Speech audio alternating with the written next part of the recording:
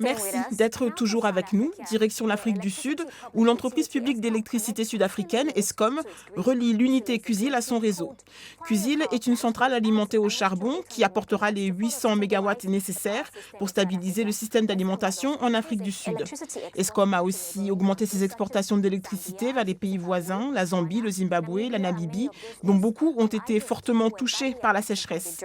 La capacité excédentaire a permis à Eskom d'augmenter son objectif d'électrification à plus de 200 000 ménages d'ici fin mars 2017. Les détails avec Michael Odwar et William Baya.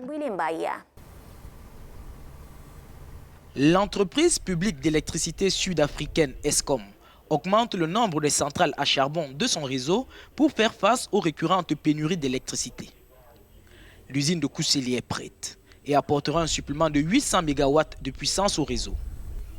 Une fois la centrale complètement terminée, l'usine aura une production totale de 4 800 MW, ce qui en fait l'une des plus grandes centrales au charbon dans le monde. Eskom est actuellement en pourparlers avec Anglo American pour la fourniture de charbon à l'usine. L'industrie minière, qui consomme à elle seule 15% de l'électricité du pays pour forer profondément dans la terre et extraire des minerais qui représentent près de 60% des exportations de l'Afrique du Sud, a été vivement touchée par les pannes d'électricité récurrentes. Depuis 2007, le pays connaît des pannes généralisées du fait de la diminution de l'offre par rapport à la demande. Eskom a la capacité de produire 45 583 MW. Mais depuis 2007, l'entreprise ne peut fournir que 24 000 MW chaque année en raison d'un manque d'entretien et d'investissement.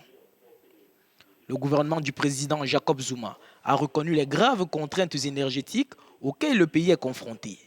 Mais il affirme qu'il fait tout ce qui est en son pouvoir pour faire face aux problèmes de la pénurie d'énergie électrique en Afrique du Sud. Entre-temps, il a élaboré un plan qui comporte des réponses à court, moyen et long terme.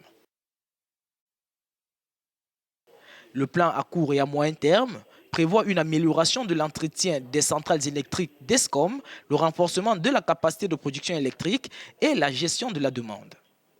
Le plan à long terme prévoit quant à lui la finalisation d'un plan directeur pour la sécurité énergétique. Le pays hésite encore à se lancer dans le nucléaire civil pour atteindre l'autosuffisance énergétique.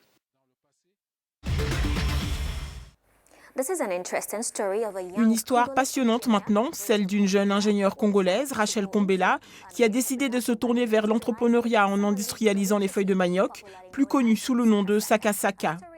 Ce qui rend son histoire si particulière, c'est qu'elle a remporté le prix Start-Upper lancé par Total en Afrique, ainsi qu'un bonus de 800 000 francs CFA de la part de MTN. La suite avec Barbara Lundu et Victor Musio. Vendre des feuilles de manioc déjà conditionnées, l'idée est simple, mais il fallait y penser. À Brazzaville, au Congo, Rachel Kombela l'a fait. À tout juste 19 ans, cette jeune entrepreneur, diplômée en électrotechnique, a monté une entreprise qui commercialise du Saka Saka.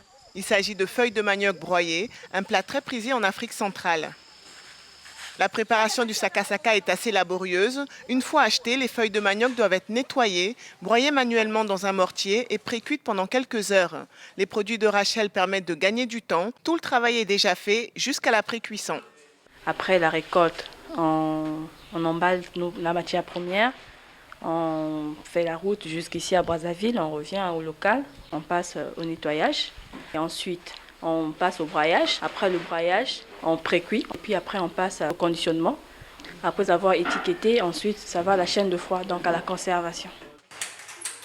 Quelques minutes suffiront ensuite aux consommateurs pour préparer le plat. L'idée a séduit de nombreuses entreprises. En mars dernier, Rachel a remporté le prix du Start-Upper Challenge lancé par la compagnie pétrolière Total. Forte de ce succès, elle envisage désormais d'étendre son marché aux pays voisins. Déjà l'année prochaine, nous allons déjà être sur le marché de la RDC. Jusqu'à la fin de l'année prochaine, je suis sûre qu'on sera déjà sur le marché au niveau de l'Afrique. Avec une douzaine d'employés et plus de 750 kg de feuilles de manioc conditionnées par semaine, l'entreprise de Rachel tourne à plein régime. Mais elle ne compte pas s'arrêter là et souhaite élargir son offre avec d'autres produits alimentaires à travers le continent africain. Et c'est tout pour cette semaine. Réagissez, commentez sur nos réseaux sociaux en français et en anglais. Rendez-vous la semaine prochaine à la même heure.